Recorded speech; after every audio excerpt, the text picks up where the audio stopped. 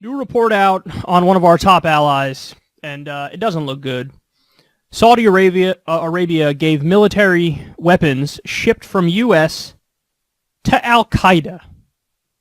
Saudi Arabia and its coalition gave Al-Qaeda, Salafi militias, and other factions in Yemen weapons that were produced by the United States, CNN reported Monday. They were the ones who broke the story, but they're not talking about it endlessly on air as they should. The weapons have also reportedly been captured by Iranian-backed rebel groups fighting the coalition in Yemen, meaning they may be reverse-engineered for intelligence. A Department of Defense official confirmed to CNN that the U.S. is investigating the issue, as transferring military equipment to a third party would violate U.S.-Saudi coalition arms agreements. Local commanders and analysts told CNN during its investigation that the Saudis and the United Arab Emirates use weapons given to them by the U.S. as currency to buy off factions and militias in the Yemen conflict. In the aftermath of the killing of journalist Jamal Khashoggi in the Saudi embassy in Istanbul, the U.S.'s role in the Saudi-led war in Yemen has been under increased scrutiny. In other words, credit to Ro Khanna and to Bernie Sanders, who really led the charge on that front and said, listen, we have to stop supporting this genocide that Saudi Arabia is carrying out in Yemen. But the angle of the story that's getting more coverage is, our weapons may have fallen into Iranian-backed militias' hands. So, listen, here's the slightly conspiratorial part of this that you're not allowed to say, but I'm going to say it. When we give weapons and money to Saudi Arabia, we know where some of it is going to end up. And I say that because it's been like that since the fucking 1980s. So when Ronald Reagan armed and funded the Mujahideen in Afghanistan to fight the Soviet Union, he knew who they were. He knew that these are fundamentalist Muslims. And later on, they broke up and became Al-Qaeda and the Taliban.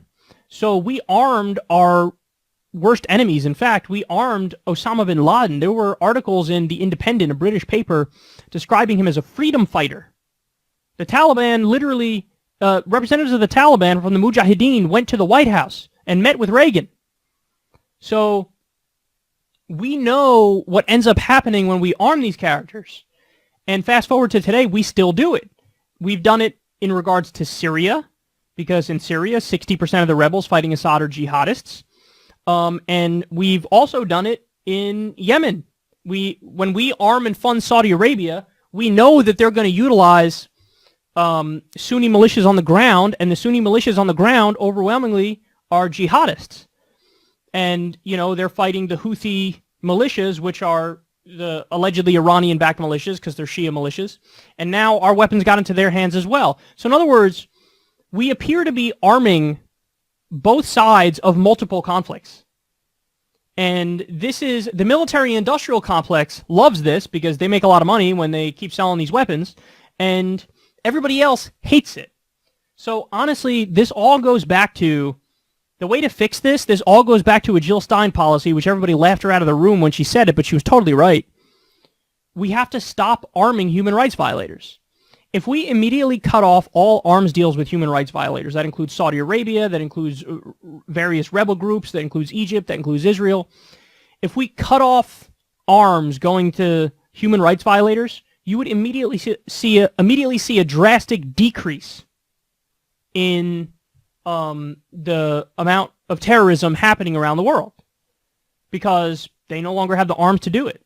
And that, even if somebody steps in and fills that vacuum, they're not going to fill the entire vacuum, because we give so many arms to so many bad actors around the world that nobody can fill that vacuum if we step out of that vacuum.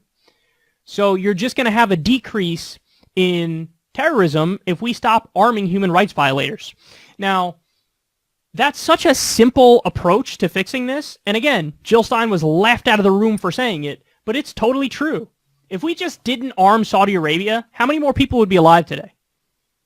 Even if they go to other powers and, make up the difference and get some weapons from other powers, there's no way they'd get as big of a weapons deal from other powers as they've gotten from us. So this is a devastating story, and it's already out of the news. and it ain't going to get back in the news. And instead, all of the anger that you see in mainstream outlets is going to be directed at the likes of Tulsi Gabbard for not saying enough bad words about Assad. But the anger for the establishment for selling weapons to Al-Qaeda, mum's the word. There won't be international pressure to stop the U.S. from selling weapons to Saudi Arabia anymore, even though we see the results of this, and it's going to come back to bite us in the ass like it does every single time. It turns out human rights are not the concern. The military-industrial complex churns on.